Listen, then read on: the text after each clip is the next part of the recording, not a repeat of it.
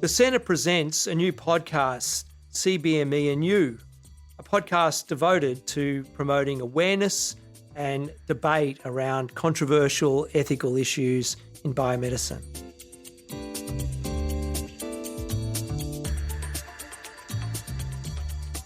Welcome back to CBME and You, podcast about biomedical ethics. Joining us today is Professor Jacob Stegenga, Professor of Philosophy at Nanyang Technological University here in Singapore, and author of the book Medical Nihilism. Welcome, Jacob. Thanks a lot. Great to be here. I'm sorry to listeners that I don't have the same accent as James, but in his replacement, we have the Honourable Kat Muskins from CBME. Yeah. Hey. I'm here again. Yes. Kat, would you like to do the honours? Yes, we have our traditional ice-breaking questions. First of all, coffee or kopi? This is an embarrassing question for me because I think I'm just too shy to even try ordering kopi. Oh, no. Yeah. And I'm No. intimidated by the entire process. So I've tried it once. I didn't love it, to be honest. So I guess I'm more of a coffee person. Was it too sweet? A bit too sweet, yeah. Okay, And I don't so like this instant coffee too, right? Which is also, that's just It's wrong. not always instant, is it? Not always. Yeah. Okay. Yeah. Okay. Yes. It's not. We've got Wycombe going here. You're wrong. Okay, what's your preferred order for coffee then? Preferred order. Flat white, espresso? Usually I just drink coffee at home with some milk, but if I'm out, I guess I'll order cappuccino. Is that like instant coffee at home? Oh, no. Brewed coffee. Yeah, no, that's just wrong. I got stressed. Okay. All right. Well, we know you've been in Singapore for a year, so we'll need to remedy the kopi order at some Thank point. you. Fine. Yeah, okay. You can ask for no sugar, siu dai or kosong. Okay, thank you for that. Okay. So next question. What country do you most want to travel to next? Okay, well, I'm on my way to Hong Kong in a few days. And in fact, I have a busy travel schedule this autumn. So I'll be in Korea, I'll be in Japan. Oh, wow. I think I'm most excited about Japan. Okay. Really? Have you been? I have not been. Oh, your first time? Very excited, yeah. Where are you going? Going to Hokkaido and Tokyo. Oh, that sounds nice. Yeah. Yeah. I've been to Tokyo. I have not been to I've Hokkaido. not been to Okay. Hokkaido. Yeah. Where in Korea are you going? Going to Seoul. Okay. Yeah. Okay. I recently watched a TV series called, now I can't remember, When Life Gives You Tangerines, but my husband and I call it Ace on Sobs because the main character just cries a lot. And it's filmed mainly in Jeju Island in South Korea. And Okay. so I want to go so bad. All right. Okay. And third one, my favorite question. What is your go-to karaoke song? Okay, so this is another embarrassing fact about me, but for almost my entire life, until about a year ago, I didn't think I could sing. And so I just would never sing in karaoke. But when I moved to Singapore, I started a new hobby, which is writing songs and recording them at home. And actually, I think my singing has gotten a little bit better. But these are not karaoke songs. These are my own songs. Oh, that's really cool. Yeah, thanks. That's a really neat hobby. Are you on Spotify? I haven't yet built up the courage to release them. Oh, do it. But I have put a bit of care into the recording. So one of my rooms in my apartment is all kind of acoustically treated, and I got a decent nice. microphone and stuff That's like really that. cool. Thanks. Yeah. Do it. So, and the reason I say this is because there is some trash on Spotify, and I don't So mean I like because can at least reach that threshold. there is this woman who recorded her husband snoring for like 13 hours, and that has over 1 million streams. Wow. So People I'm will listen to anything, just have faith, including us. Yeah, we're Now on Spotify. I'm inspired. Thank you very much for going through those questions with us. We're going to get into your work, the book Medical Nihilism, published 2018. So in that, you argue, or your main thesis, which was our takeaway, is that our human confidence, societal confidence in the effectiveness of many medical interventions should be low. So for listeners unfamiliar with this, what is the central reason that you think our confidence, we should just take it down a little bit and maybe not trust medicine as much? Yeah, okay. So in the book, there were 3 main lines of arguments. One is about the kind of biased way that medical research is carried out quite often, not always, but quite often. So there's numerous problems with the way medical research is executed. I use the term malleability in the book. So malleability refers to the kind of ability to bend methods at the researcher's will to sort of get the results that the researchers want. So that's one big category of arguments in the book, some malleability of medical research. Another big argument is about what I call a dearth of magic bullets. So magic bullets are medical interventions that are truly effective. I thought they were a type of cereal. Is there a cereal called Magic Bullet? I think Magic Spoon is. I'm so sorry. Please keep going. That cultural reference is lost on me. But yeah, so think about like penicillin for bacterial infections, or insulin for type 1 diabetes, or even just something simple like vitamin C for scurvy. So we have this like handful of interventions that are just really, they're magic bullets. They're extremely effective. They target diseases very precisely. And it's just a sad fact about medicine that we have very few of those, and the vast majority of them were discovered in the early decades of the 20th century, say like 1910 to 1950, basically. So this kind of golden age of medicine. That golden age is long past us. So that's the second category of arguments. And then the third is when medical research is at its best, so the very biggest and best randomized trials, the very best meta-analyses, typically done by academic researchers who are not connected to industry, those trials and meta-analyses give us very pessimistic findings on medical interventions. So the effect sizes, that's a technical term in statistics, but those effect sizes tend to be extremely tiny in trials that are sort of done well. So those three families of arguments. Okay. So I'm keen to delve into the first one, and then we have many other questions. I read your article on the usefulness of antidepressants for depression. I found it really interesting for many reasons, but one of the things, I think your main point in that was just that antidepressants are probably as useful as just not using them. Or maybe even taking like placebo is probably better than taking antidepressants. And you point to several things in here. You talk about how there's, and you've already mentioned it, conflicts of interest between funding bodies and the researchers who do the research.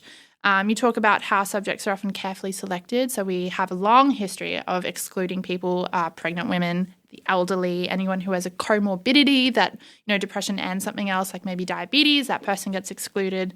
Then there's publication bias, which is where you talked about how more often than not, only the successful studies get published, and all the non-successful studies don't exist, don't get published. Then you talked about construct validity, and particularly with the relationship between the diagnosis of depression. So there was like different factors where you score them, and it adds up to depression. So like fidgeting, sleeplessness, these sorts of things, they get certain points, and if you get enough points, well, you have that. And then you also talked about placebo effects and what was mentioned, blind breaking. So when people figure out that they might be on the drug, and then that does the work for them. And so I wanted to ask you, because each of these, you add them all together and it's like, wow, that sounds really problematic. But then when you look at each of these things, I just wonder, are these things inherently bad? Like, who else has the money to fund studies? And if we can't do it any other way, then should we just not do these studies at all? And why shouldn't subjects be carefully selected? And how do we know that the studies that showed that it didn't work actually exist if they didn't get published? And this could be a very conspiracy theory of me to ask. And so I just wondered about like how the average lifespan of humans has drastically increased. And a lot of this has been put down to medical interventions during childbirth, which reduced maternal deaths and things like antibiotics, etc. And so I just wanted to push you, obviously, that's the point of this podcast, Sure. on what exactly it is that you're saying about how, if antidepressants are unreliable, well, should we trust medicine at all more generally? Okay, yeah, so lots of questions there. So many questions. I'm so sorry. I'll try to take them sort of one at a time. But first, so those various features about the context of medical research that you were highlighting, like conflicts of interest, publication bias, the careful selection of subjects, and so on. I would say that some of these are inherently bad and some of them aren't. So, for example, publication bias looks like it's sort of obviously deceptive. Right? Now, in some areas of basic science, it's sort of routine practice to shelve null results. So you do an experiment in a lab. That experiment might not see the light of day just because nothing interesting was found. So if you're studying something sort of obscure, boutique, that's like not patient-facing or policy-facing in any way, it looks like there's something sort of too bad about that practice. But in the context of studying medical interventions, publication bias looks like it's sort of obviously deceptive, and that's been the extent of publication bias in medical research is really well documented. So yeah, there I would say that's inherently bad. With the careful selection of subjects, this is tricky. So we know that once a drug is released onto the market, it's going to be used by your sort of average person. And in fact, not just quite your average person, but a person who tends to have comorbidities and tends to be on other pharmaceuticals, tends to be older. For some classes of drugs like antidepressants, is more likely to be female, and so therefore more likely to be pregnant. And so that creates a problem of extrapolation. That itself is clear. But of course, when you're doing a trial, you don't want to experiment on subjects who are vulnerable. So subjects who maybe are older or are pregnant or are on multiple other drugs and so on. So there are good ethical reasons to carefully select subjects. There are also good methodological reasons, like it's easier to find a positive signal in noisy data when you have a more homogeneous patient population. So there are good methodological and ethical reasons for careful subject selection, but the fact is it creates this problem of extrapolation. So if you find this positive signal in a trial, it becomes a lot harder to infer that positive signal, this apparent positive result due to this drug, will in fact be positive when used in the wild, so to speak. So yeah, that's just a kind of small sample of addressing that question about whether or not some of these features are inherently good or bad. You asked about who has the money to fund studies. So this is a big issue in medical research. Something like 75% of pharmaceutical research is done by, around there is done by private industry. There are huge trials that are done funded by the NIH, for example, or NIMH in the United States. So it's not that central government agencies don't fund trials or meta-analyses. They do. It's just that the vast majority of them happen to be done by pharmaceutical companies today. Now, that's not a principled feature of medical research. So that's something that, if we wanted to, we could change, right? So it wouldn't be too hard for regulators to say, all right, if you want us to approve your drug for clinical use, it's got to be tested by an independent agency. And who's going to pay for that? You are. So, you're going to pay. Oh, that's so simple. Yeah, it's so simple, right? So, I was like, how are they going to get around this? This is going to be a spoiler. It's not so hard to imagine, though, right? That It's crazy that I had never thought of that. Yeah. Oh, So wow. like an independent agency that's funded by basically user fees, right? The users are pharmaceutical companies. Anyways, that's one possibility, right? Or you could imagine because for most diseases today, we have many possible drugs that are patented by many different companies. You could also imagine a kind of combative system, a kind of juridical system in which, this company over here, GlaxoSmithKline, tests out, this company over here's drug and so on. So you just take conflicts of interest, sort of at least the immediate conflicts of interest, out of the hands of the researcher. So there are various options that could be entertained that aren't really. What else do you want me to talk? Oh, okay. You mentioned this average lifespan thing. So let me just speak to this. So yeah, this is one form of pushback that I get with my book. So, you were characterizing this line of questioning with respect to the example of antidepressants, but this issue about increase in lifespan, of course, is absolutely general, right? So it's like the idea is why should we be medical nihilists when we've seen this great increase in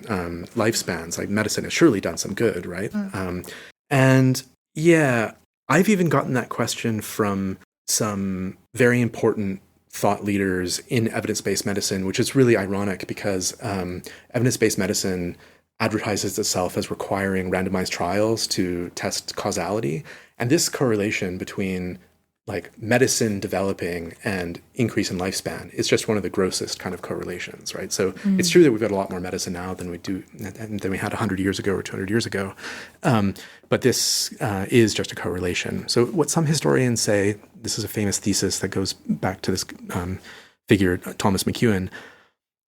He says, the vast majority in the increase in lifespans that we've observed since the Industrial Revolution is due basically to more equitable access to nutrition, protein, and then some to hygiene, sanitation measures, public health measures, and so on. McEwen amassed a very large amount of population-level data to make that case. Other epidemiologists like Michael Marmot, he argues that A major factor for differences in lifespan today is just due to basically your rank in social hierarchies. It's a lot harder to make the case, in fact, that advances in medicine have been responsible for a major proportion of our increase in lifespan. Now, it's really clear, though, of course, that for particular conditions, advances in medicine have very clearly helped people with those particular conditions. That's of course true. Yeah. Yeah. Thank you. I'd like to ask a couple questions about your book from a little bit different perspective. So we started out with some, I think this is really like scientifically interesting and all that, but I want to bring this to more of like a layperson's perspective if they were to read your book, because I think that there could be some bad interpretations, especially just with the title itself. It's kind of a provocative, fun title, but there's some people out there who might misinterpret this into thinking that you should not trust doctors themselves. So I think what your thesis is that we should be less confident in the claims of medical efficacy and such like that. But how would you separate that out? How would you respond to somebody who thinks, yeah, well, I've always known doctors were just quacks? Yeah, right. Yeah. No, this is a really good question. So yeah, right. The title itself could be taken as provocative, and the thesis of the book, if you're just given the kind of 2-sentence summary, it's easy to imagine people would misunderstand that. Now, I think most of my readers have been non-academics, and most of the feedback I get from them is pretty positive. And when people crack the book open, the book doesn't really lend itself to that kind of misunderstanding. So early on in the book, I tried to be careful to address this very issue. So I say, all right, in the pages that follow, I am going to be pretty critical of medicine, but that doesn't mean that you should say turn to quackery, turn to untested kinds of practices. In fact, if anything, what I'm arguing for in the book is that medicine should be more scientific.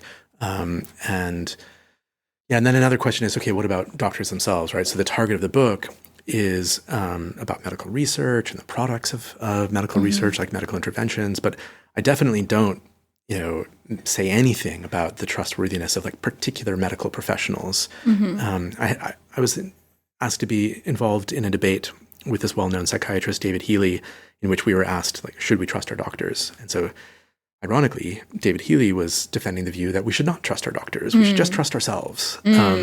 And I disagreed with that. So I think that, if you're a sort of an average person walking into your clinic and you're seeking medical care, one of the best things you can do is trust your doctor because they're a professional. They've been trained in ways that we haven't. Now, that said, they've been trained in a particular kind of way. So most doctors are trained to be heavily interventionist, to do something rather than nothing is part of the medical ethos. And so part of how I conceived of the book was as a kind of intellectual toolkit for people when they're negotiating their care with their doctor. Yeah, so I think that's one of the things that I found genuinely most interesting about the book, too, is because I've been aware and I've experienced that very interventionist kind of attitude. You go into a doctor's clinic here or in the U.S., and doctors are very willing to prescribe you something so that you don't walk away empty-handed. I think there's a fear, perhaps, on their part that they are somehow letting you down if they don't give you something. But I think your book is trying to push back on that idea, right? So is that one of the applications that you see happening? Like if people took your book seriously, if doctors took it seriously, what would they do different? That would be my hope, yeah. So I closed the book with a chapter called Gentle Medicine, and part of how I conceive of gentle medicine is for medicine to be less interventionist. Now, the issue that you were just pointing to is this sort of motive on the part of doctors to intervene if they can or when they can. And I think that is a very widespread sort of ethos in medicine. But I also think that there are institutional structures in place that promote that, right? So sort of like a legal context in which physicians have to do something, otherwise they could be liable. So there's a kind of educational context, a professional context, an institutional context that really motivates like strong interventionism, and then I argue maybe medicine should be a little bit less interventionist. Now that raises all sorts of questions, though. So like hard questions for medicine and medical research, like, okay, if we take that argument seriously, then should we just come off of our pills if we're already on them? And that's problematic because actually we don't have a lot of very well controlled studies testing what it's like to come off medications. So we have a mountain of evidence about what it's like to go on medications, but coming off medications is a different thing. So part of the notion of gentle medicine is a call for that kind of research. So drug discontinuation studies, for example, is something that I think medicine should be doing more of. I had a question about the criticism of medical interventions more broadly. So I'm completely with you on the problem of medicalization and pathologization of things that are not medical and are not pathologies in society, and how our society is so happy-go-lucky to just take a drug. And, you know, it's just the simple stuff, being prescribed antibiotics for a viral infection. There is nothing that contributes to greater problems like antimicrobial resistance. But now, and I'd just like to contextualize this. I've been watching a lot of House lately. I love House. I've got lots of words in my head like CDC, stat. Josh, my husband and I just walk around the house saying things like that. We just make up things like KRG, potassium banana now. and you know, I think, you know, there are obviously lots of problems about the show and about House's character, and that's for another podcast.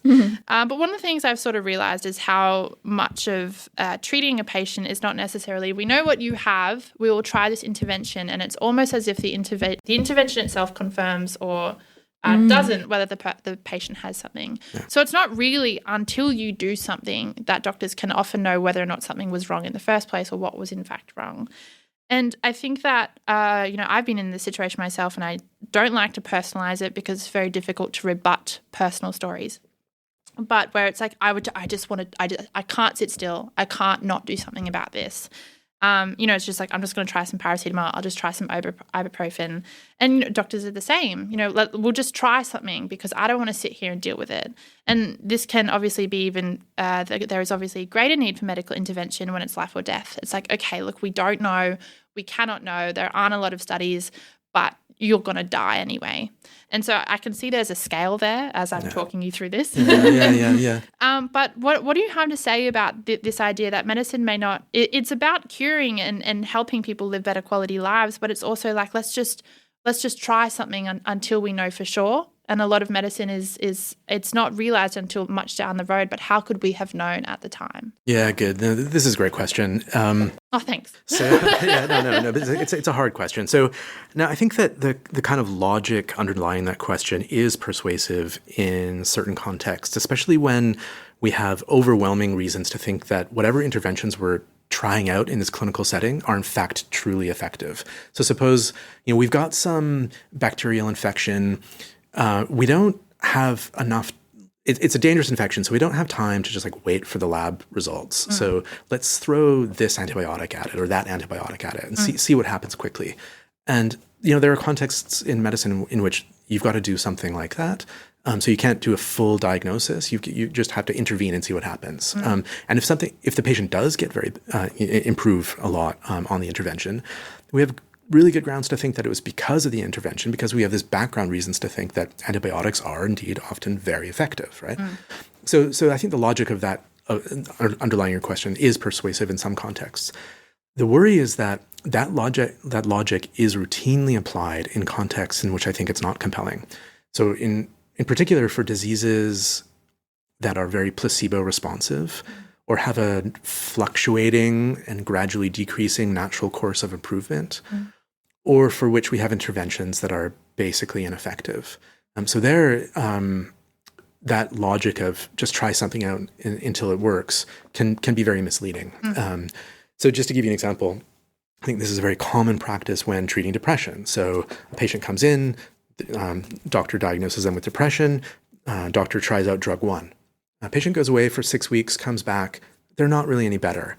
So the doctor doesn't say, oh, maybe drug 1 is ineffective. The doctor infers, oh, this patient is not a responder to drug one. They're not sensitive to drug one based on the particular features of their particular kind of depression. So let's try out drug two. So they try out drug two, patient goes away, maybe they gain a lot of weight, or their symptoms don't get any better. They come back, they try out drug three. Maybe drug three seems to work a little bit. Maybe they increase the dosage of drug three. Patient goes away for a few weeks, comes back. They start to look a little bit better. Now, is the inference that we should make there that patient is a responder to drug three at this particular dose?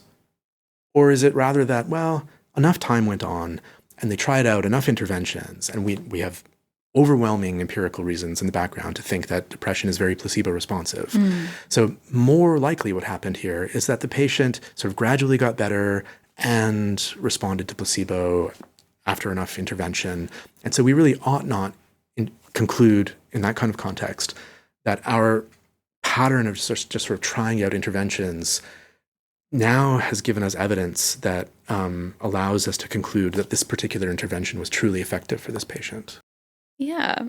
So I guess I have a follow-up question about placebos, because you list them as a reason that we should be less confident in a lot of the evidence that's out there.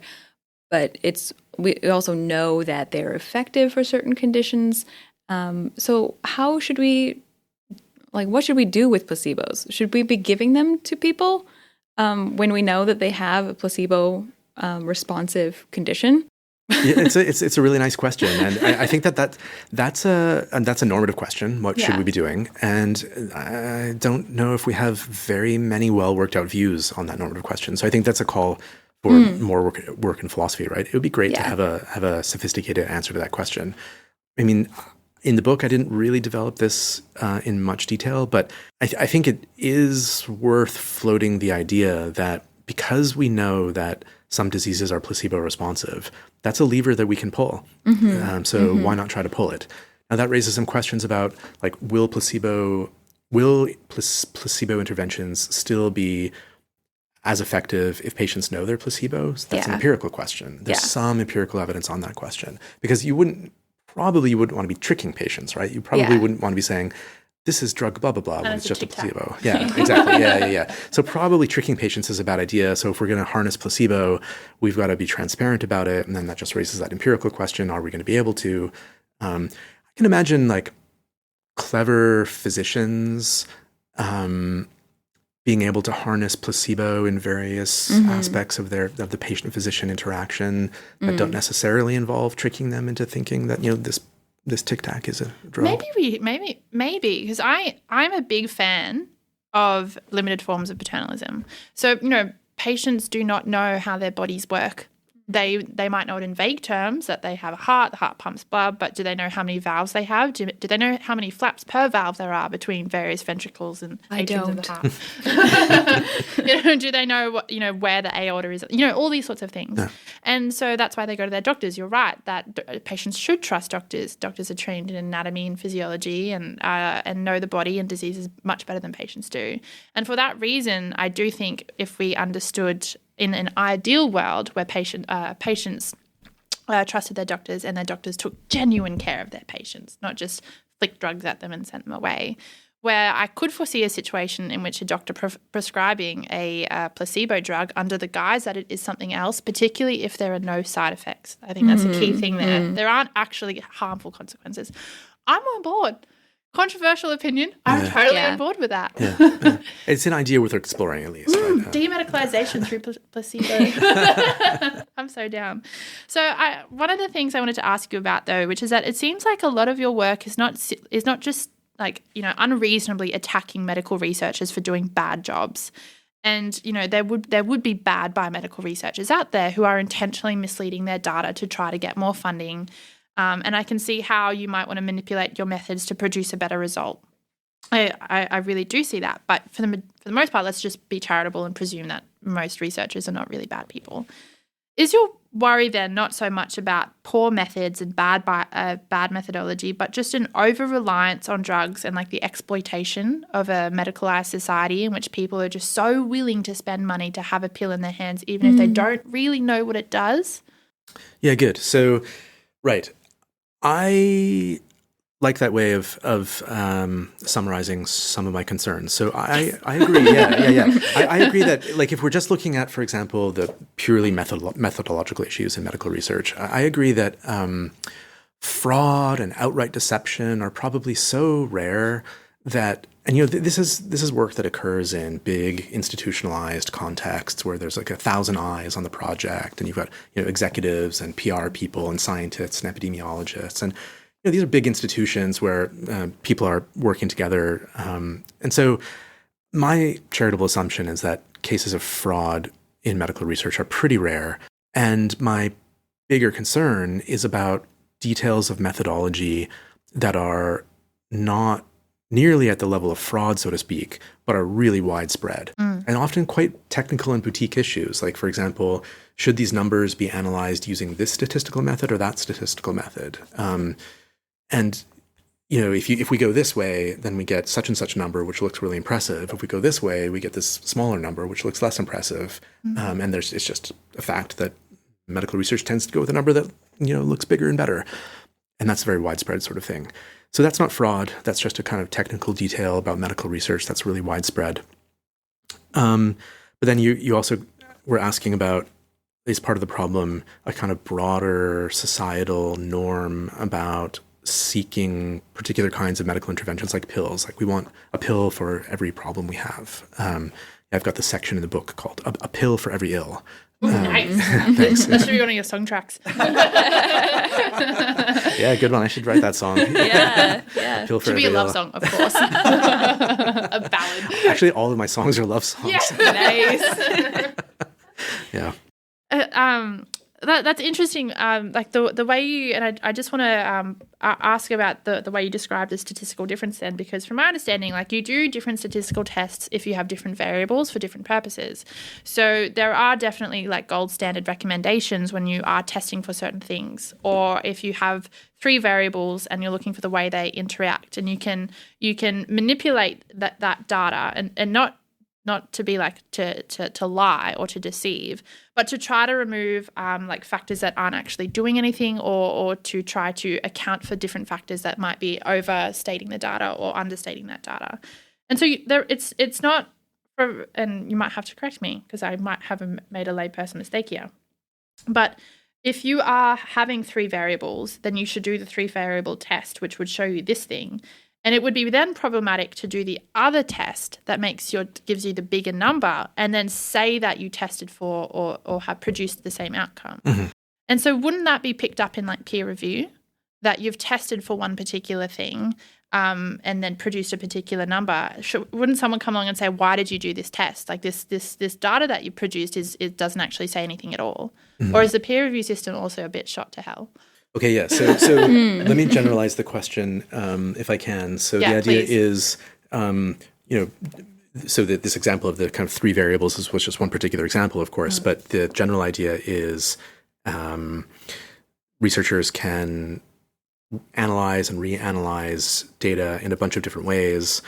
Those ways might not be what they originally planned, and if what appears in the paper is a small subset of what they actually did, then that raises this worry about what's sometimes called p-hacking, and that's connected with publication bias. Then you end up with a worry that the actual results that you see that in a publication are like a spurious and misleading representation of the actual data. And so would that get picked up in peer review? It would sometimes. So, for example, there's this really common practice now of trials being pre-registered. Mm-hmm. And so when you pre-register a trial, what you're supposed to do is you're supposed to list all of the different outcomes that you're going to be measuring and the statistical tests you'll be applying to those outcomes. And so then if the corresponding publication doesn't match that pre-registration, that looks like there's a problem.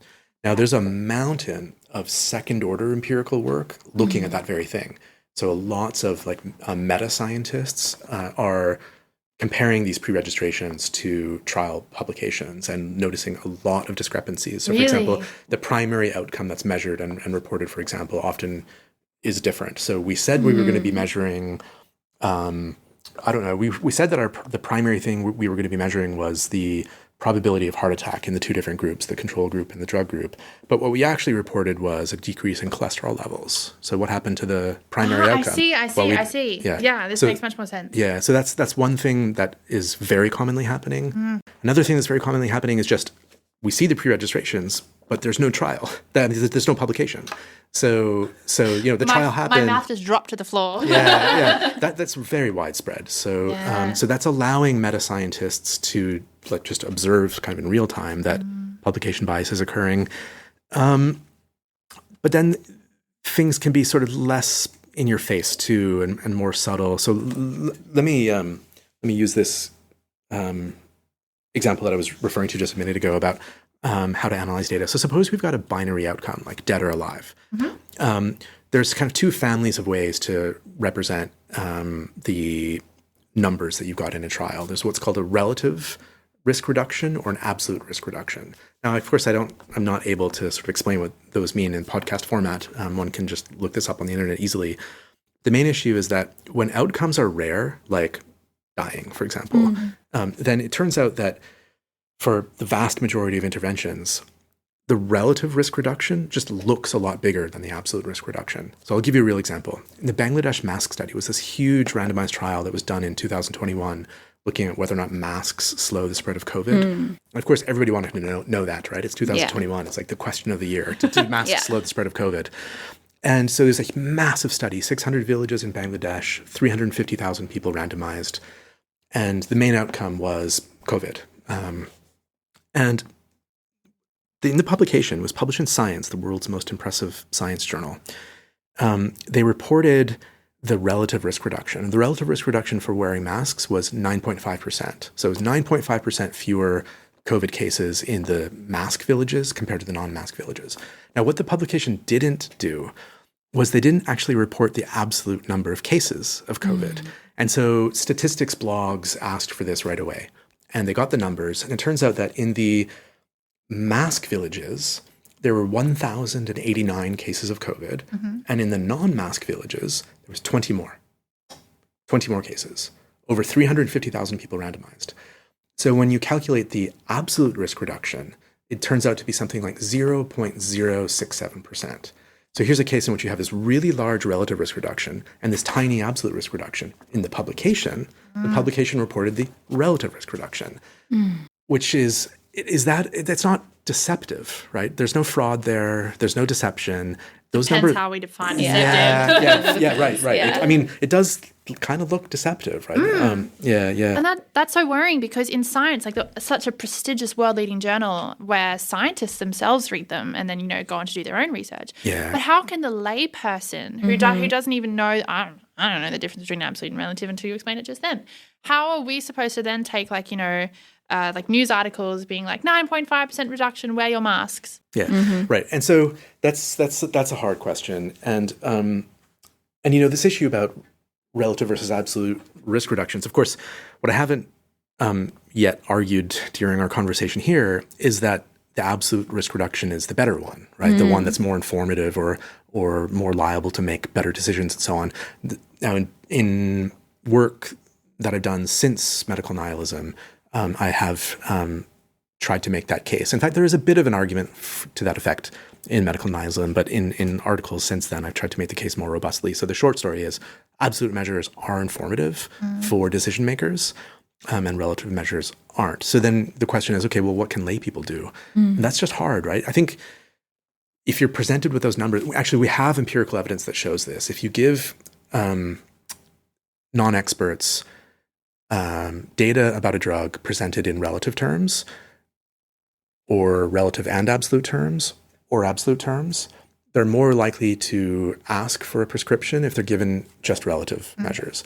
Then there's a slight decrease in willingness to consume if you give them both relative and absolute. And if you give them absolute, they're much less likely to want to consume. And that's because the absolute it's just the sheer difference in the size of the numbers. Because and you're saying that's actually the more accurate reflection of what the effect would likely be. Yeah, exactly. Yeah. And then when it comes to journals, this is something that I've looked into a lot, so I know a lot about this. But so journals have various publishing guidelines. So if you go to the New England Journal of Medicine, for example, like one of the biggest medical journals in the world, They say in their guidelines to authors that when reporting the results of a trial, you should report both absolute and relative measures. Then meta-scientists have looked at all the major medical journals and at the trials that they've published and have just counted the number of publications that report absolute and relative measures. And it turns out that most medical journals publish absolute measures only around 30% of the time, and New England Journal is the worst. They publish it around 22 or 25% of the time, something like that. So they've got their guidelines that they say publish both, but they're not publishing both.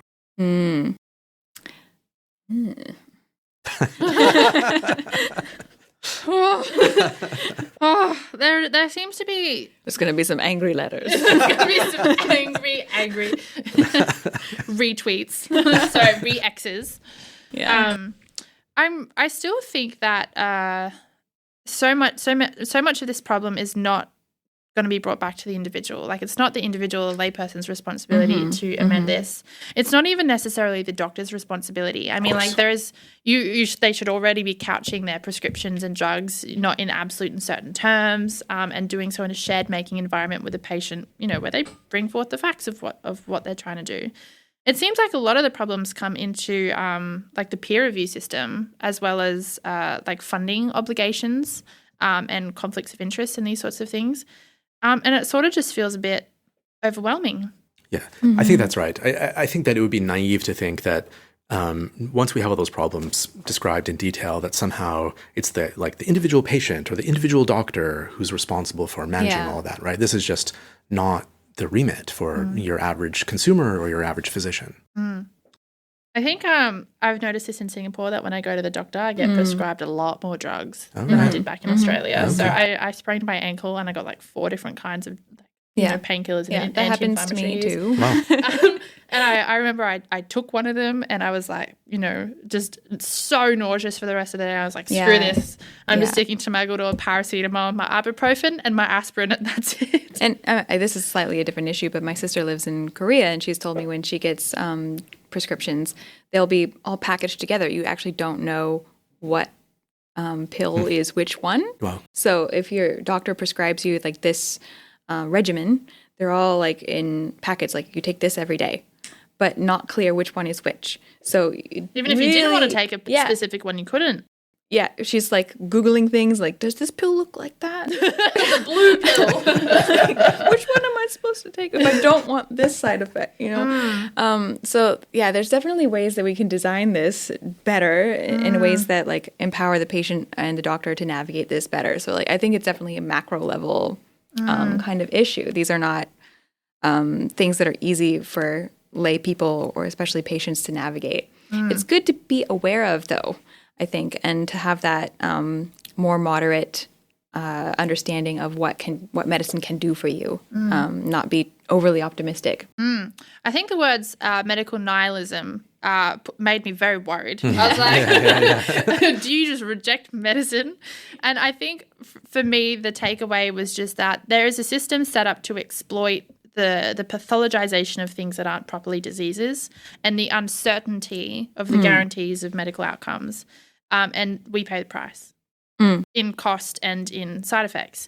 And so I think my takeaway from yours was just be a bit more careful, be a bit more hesitant, and press your doctor for numbers if you want or if you can. And so that's what I'm going to do next time. I'm like, what does this do? Huh? or a lot more careful. Yes. I think, maybe the advice for doctors too is to be a little bit more aware that the tendency to prescribe or to do this interventionist kind of medicine has negative consequences. And if you're not very confident that this could have a good effect, then maybe nothing is actually better, is preferable.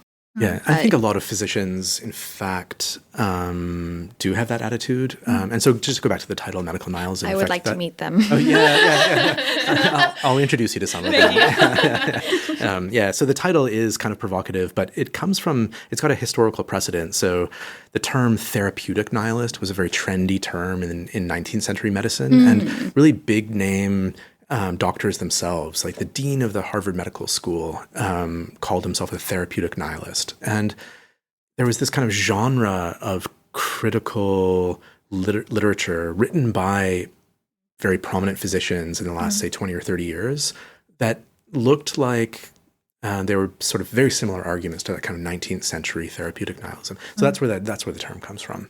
And most of those arguments that we've been speaking about, those just come from medicine themselves, really, like from prominent physicians, medical journalists, and so on. And so, yeah, it's a provocative title, but yeah, it is what it is. Yeah, it honestly just sounds more like common sense. Medical common sense. Anyway, we've definitely gone over already, but this has been absolutely fascinating. Thank you so much for coming down from NTU. I know it's a solid hour. It's fine. Really Thanks for having appreciate me. the commute in Singapore. I'm glad to be here. Thanks. Yeah, thank you so much. Thanks for listening to our new podcast. Subscribe online and tune in every first of the month. In the meantime, listen to CBME and you and be savvy.